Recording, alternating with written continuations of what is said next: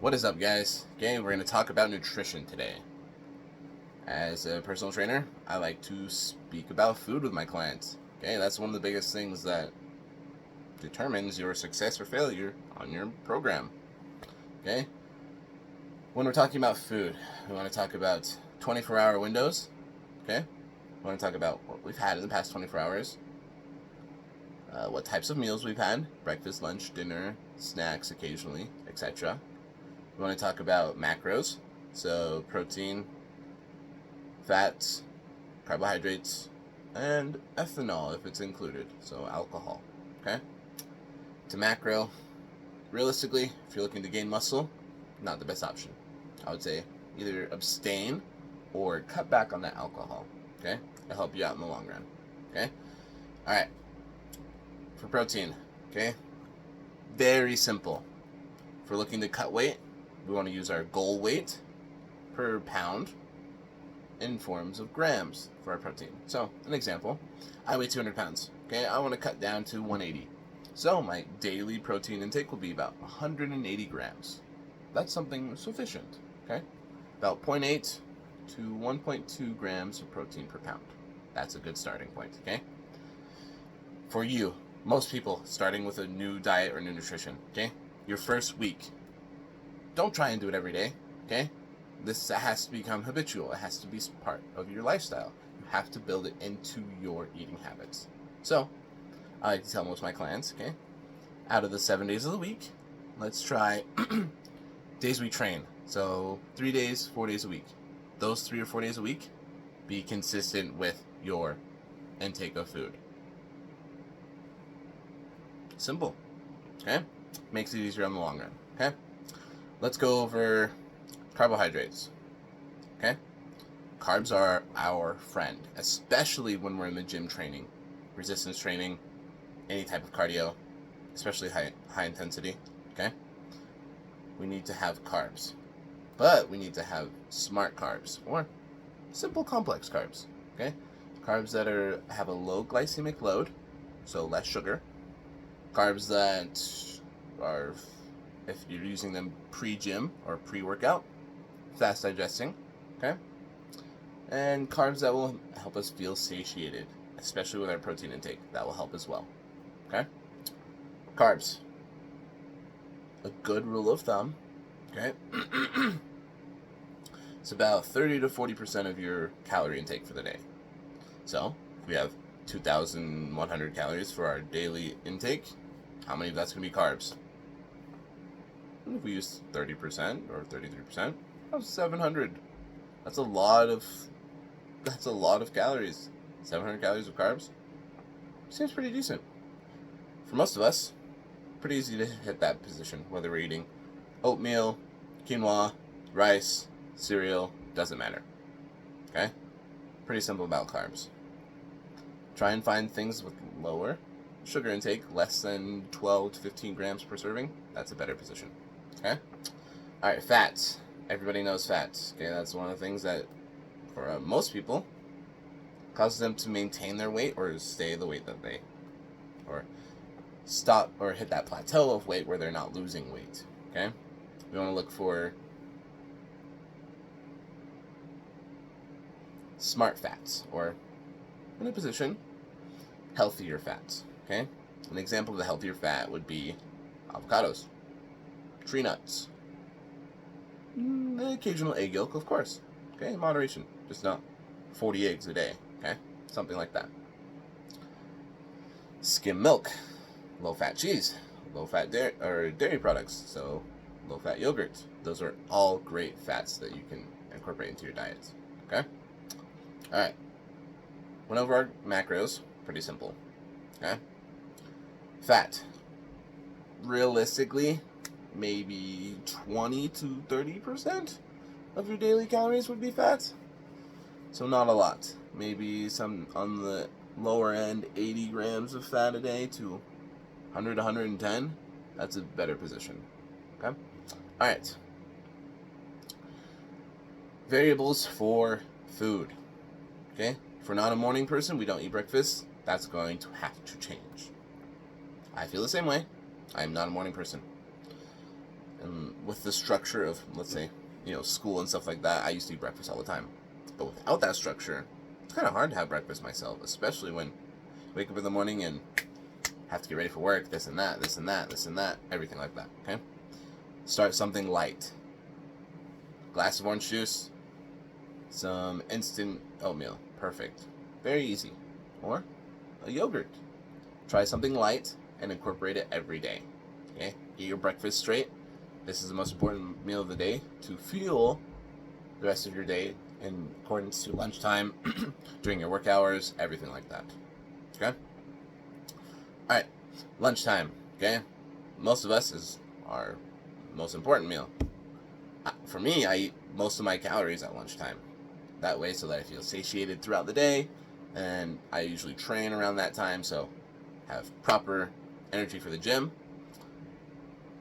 proper energy for the rest of the day until about dinner time, and that's when I get most of my calories in, because that's easier for me, okay? Dinner time. Most people, I should say everybody has dinner, but this is where, let's say, most people overconsume on their food. Want double servings of lasagna, this or that, okay? Having moderation in our diet, or our structure of eating, we can expand that. Instead of having breakfast, lunch, and dinner, we can have breakfast and a snack, lunch and a snack, and then dinner. So instead of having 3 meals a day, we have 5 meals a day, okay? That helps break up the position of course, we're going to have smaller portions. So, smaller portion for breakfast, smaller portion for our snack, smaller portion for lunch, smaller portion for that snack, and smaller portion for dinner. We'll feel satiated throughout the day, so we'll feel fuller, and our calories will be easier to eat throughout the day, especially when we're all, I can tell you, some people have calories at breakfast and lunch. And when dinner time comes, if you're fasting or anything like that, you are so hungry.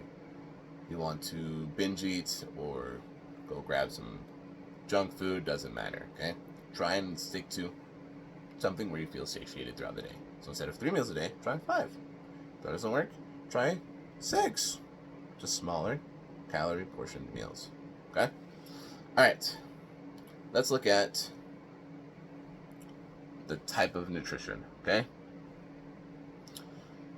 In accordance, let's say, proteins, okay? Animal protein. We have animal, plant, and supplement. Animal proteins, okay? Poultry, great. Turkey, chicken, duck. Great options for protein intake. Pork, a little bit on the higher fat position, but also great. Fish, phenomenal for low calorie diets and weight loss in that position. Beef, 90-10 or 85-15. Better positions. Less fat in that beef, better protein quality for you. Okay? Protein for plants. Okay? We have tons of food. For you, me, I'm not a big plant eater. That's okay. Okay? Find things that work for you. Lentils, beans, anything like that. Okay? Protein supplement. Okay, this is a big one. Okay? Protein powder. Plain and simple. It's all we need. Okay? Especially when you're a beginner in the gym and looking to get your protein intake up, especially like 180 grams. Whew. Man, unless you're having 2 or 3 protein shakes and you're eating a lot of protein, okay? Better thing. Find a protein powder that tastes good for you, okay? Most of them on the market, okay. You'll have to experiment here and there, that's fine, okay? Substituting, okay? Don't mix it with water. That is just awful, okay? Let's find alternatives, okay? If you're like me and you have lactate or lactose problems, okay? try and find lactose-free alternatives. So, goat milk, sheep milk, Anadophilus milk, or Lactaid if you're in the US, okay? That's a great option as well, okay? Lactose-free. Use that to mix with your protein. Number 1, quality fats, quality protein, calcium for the bones, really good micronutrients, okay? Use that instead of water. Don't mix your protein powder with water, okay? Find a dairy supplement that you can use, okay? The casein A1 is what makes most of our stomachs upset or acne and breakout, stuff like that. And that's in homogenized cow milk, everything like that, okay? So find alternatives. I don't care if you're getting protein powder from Walmart, you're getting protein powder from the dollar store, does not matter, okay?